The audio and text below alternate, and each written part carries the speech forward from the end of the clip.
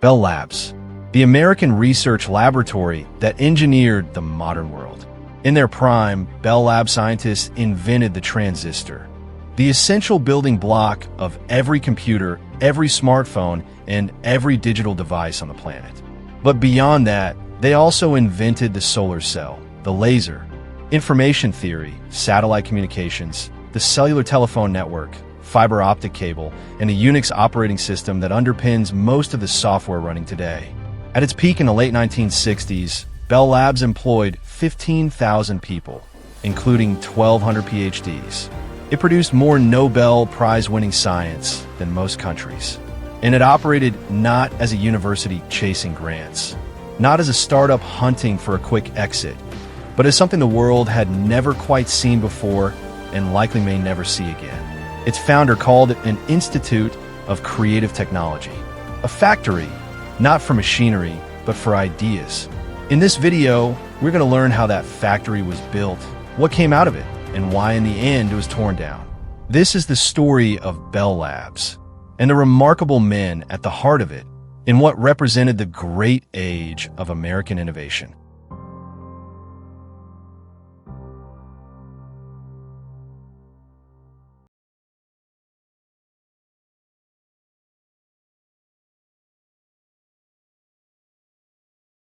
To understand the success of Bell Labs, you have to start with one man, Mervyn Kelly.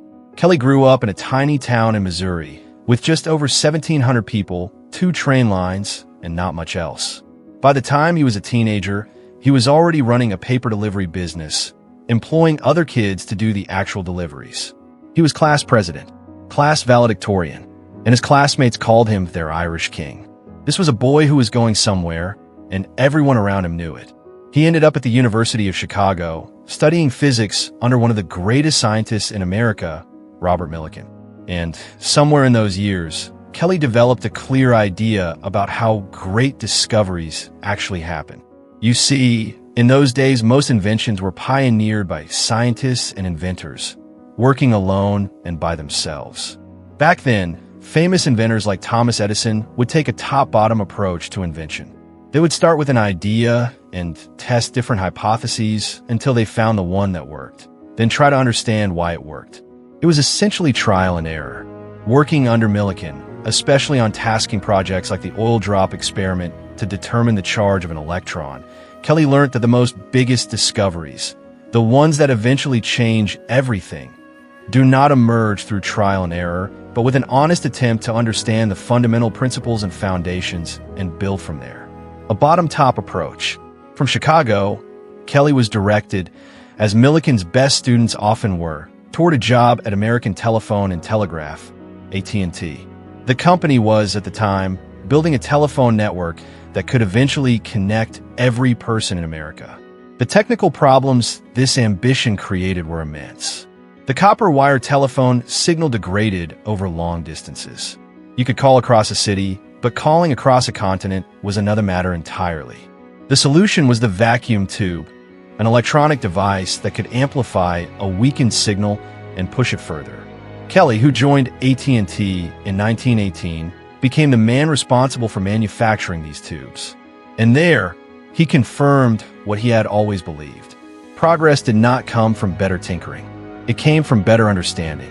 Edison's method, the heroic lone inventor, trying everything until something worked, had produced marvels. But it had a ceiling. The telephone network was now so complex, the problems so deep, that the only way to solve them was to employ people who understood, at the most fundamental level, how matter and energy and electrons actually behaved. You needed scientists who could see into the atom and work outward from there. By the 1930s, Kelly had risen to run all of Bell Labs research. And he had developed a philosophy about innovation that, if you strip away the jargon, comes down to something deceptively simple.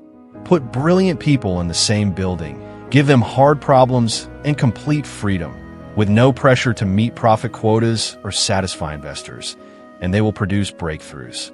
The new Bell Labs campus at Murray Hill, New Jersey, which Kelly personally oversaw, was a physical expression of that philosophy. He was building not just a laboratory, but a machine for the production of ideas. And in 1945, as the Second World War drew to a close and his best minds returned from various wartime assignments, he set that machine running on its most ambitious problems yet.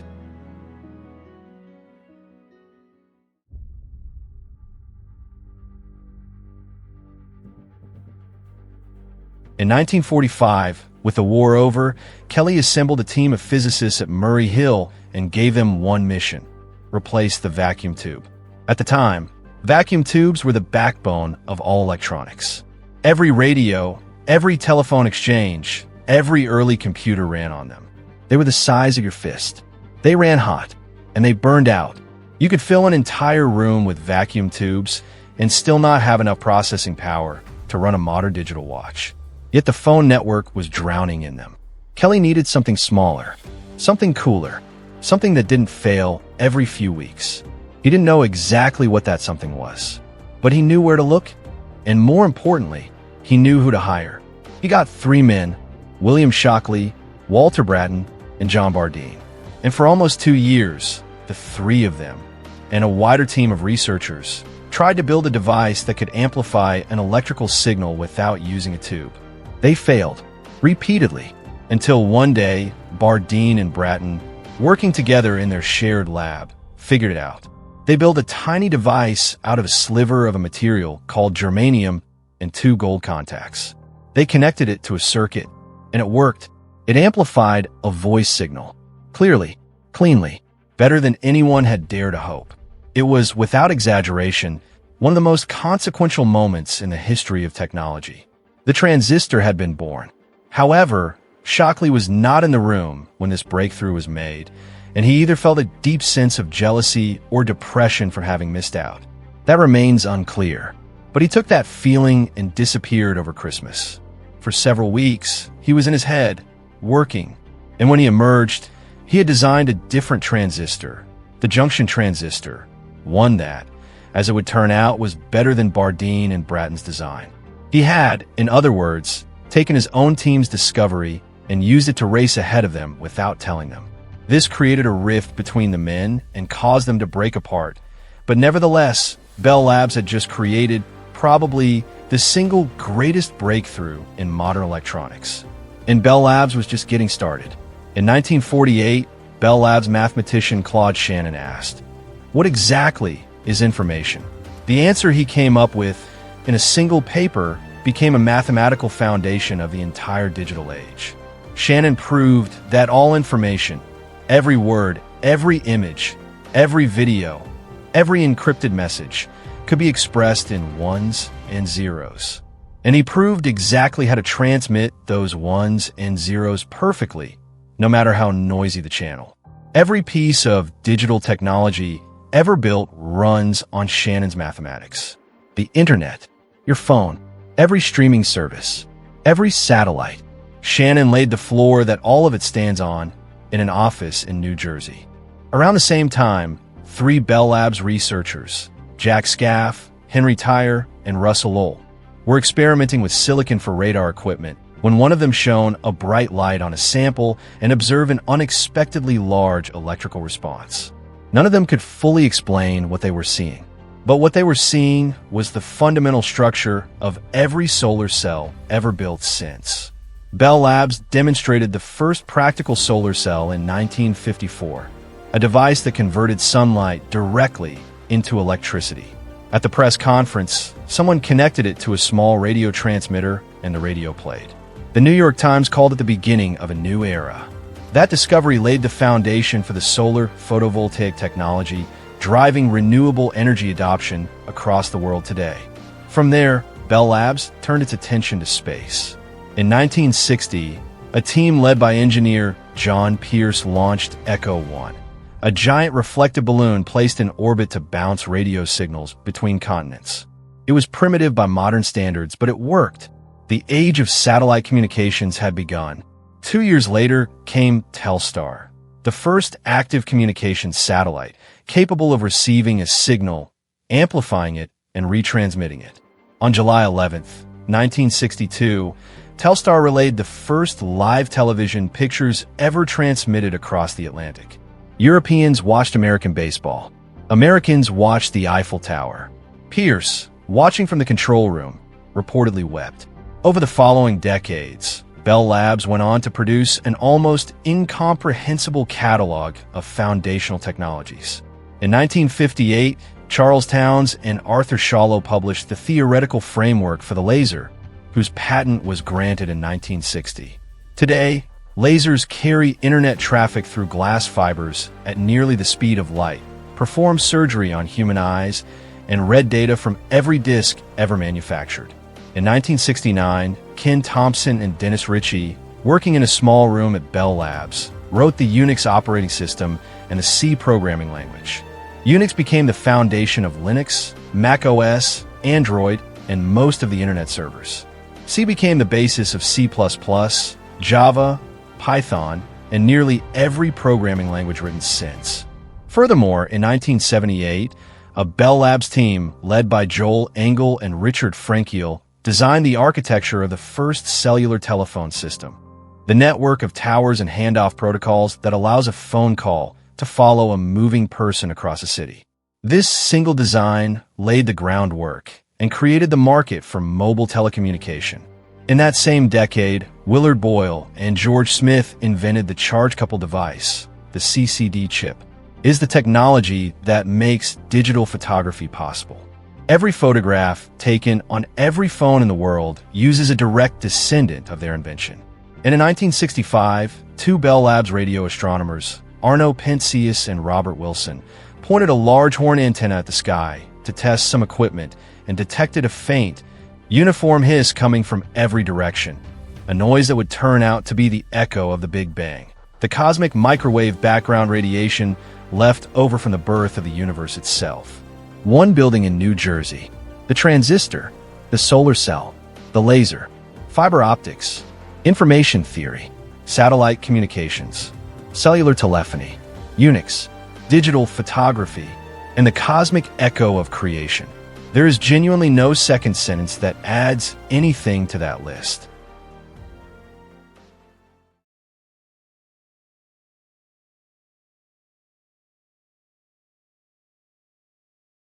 Here is the strange thing about Bell Labs. Its greatest invention may also have been the seed of its own destruction. When a transistor was invented in 1947, AT&T owned it completely. Bell Labs had done the work. AT&T held the patent. For a few years, they tried to keep the advantage to themselves. Then in 1956, the U.S. government came knocking for antitrust reasons. You are a monopoly. Either break yourself up or share your technology. AT&T chose to share. They licensed the transistor and thousands of other patents to any American company that wanted them for a modest fee. It seemed like a small concession at the time. The phone monopoly remained intact.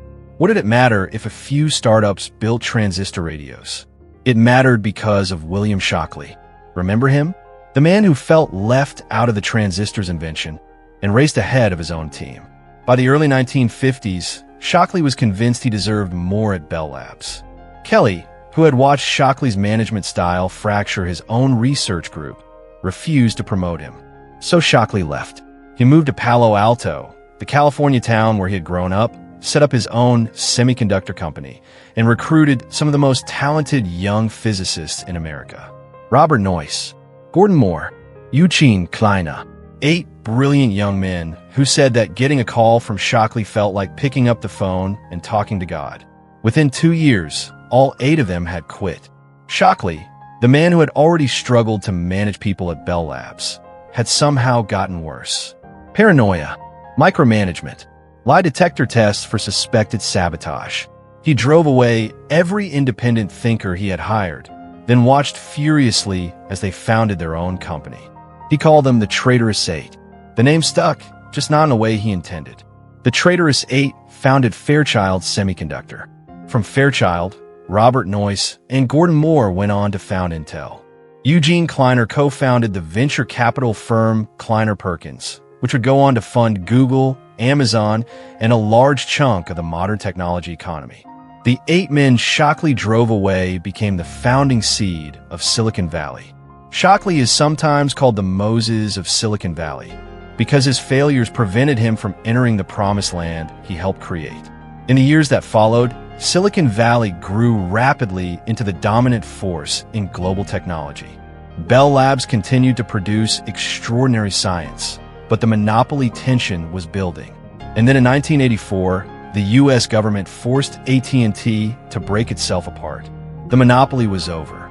Without the monopoly's revenue, the essentially unlimited long-term funding that had sustained Bell Labs for 60 years began to dry up. Projects that could not demonstrate a commercial return were cut. Basic research, the slow, open-ended kind that had produced the transistor, the laser, and information theory, became increasingly difficult to justify. Bell Labs was spun off, sold, and passed from company to company. Today, the name is owned by Nokia. The Murray Hill building still stands, but most of the labs are locked and dark. Walking those 700-foot corridors now is, by all accounts, a haunting experience. So, the next time you unlock your phone, think about what you are actually holding. The chip that powers it was built on principles worked out by 3 men in a New Jersey laboratory. The screen was captured by a CCD sensor invented in the same building. The cellular network it connects to was designed there. The mathematical framework that allows it to encode and transmit information without error was written there by a man who rode a unicycle down a 700-foot corridor in his spare time. When you use GPS to navigate, you are relying on a satellite communications architecture that Pierce and his team first proved at Murray Hill. When you take a photograph, you're using CCD technology born in those same labs. When you run almost any software, on your phone, your laptop, your bank server, you're almost certainly running code whose foundations were laid in Unix and C, written by 2 men in a small room at Bell Labs. Bell Labs was not perfect. It was sometimes arrogant, occasionally slow, and it missed things. The microchip, one of the most important inventions of the 20th century, was developed not by Bell Labs, but by people who had been trained on its technology and gone out on their own. And the breakup of AT&T, for all its costs, did release a generation of talent into the world and helped seed the innovation economy we live in today. But here's what remains.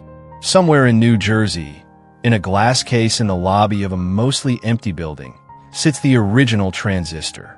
It is smaller than a human fingertip. It is over 70 years old, and it changed the world more completely than almost any other object ever made.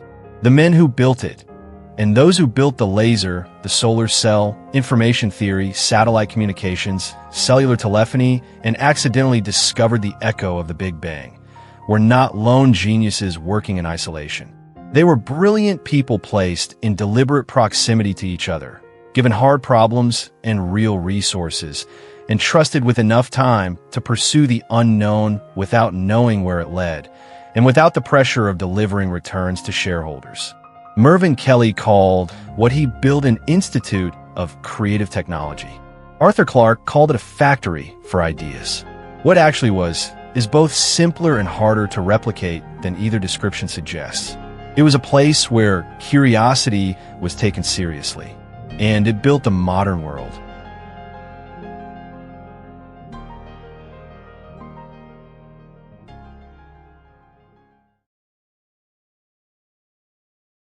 Congratulations! You made it to the end. If you found this video valuable, please consider liking and sharing it with someone who would appreciate it. The Scout covers the ideas, the institutions, and the individuals behind the breakthroughs that shaped our world. And if that is something you're interested in, please subscribe and turn on the notification bell so you do not miss the next videos. This video is based on the book, The Idea Factory, Bell Labs and the Great Age of American Innovation by John Gertner, one of the finest works of technology history ever written. It's arguably one of the best books I read in 2025, and I cannot recommend it highly enough. You can get it from your local bookshop, like me, or you can access it online. That's all from my end today. Thanks for watching. Like, subscribe, and I'll see you next time.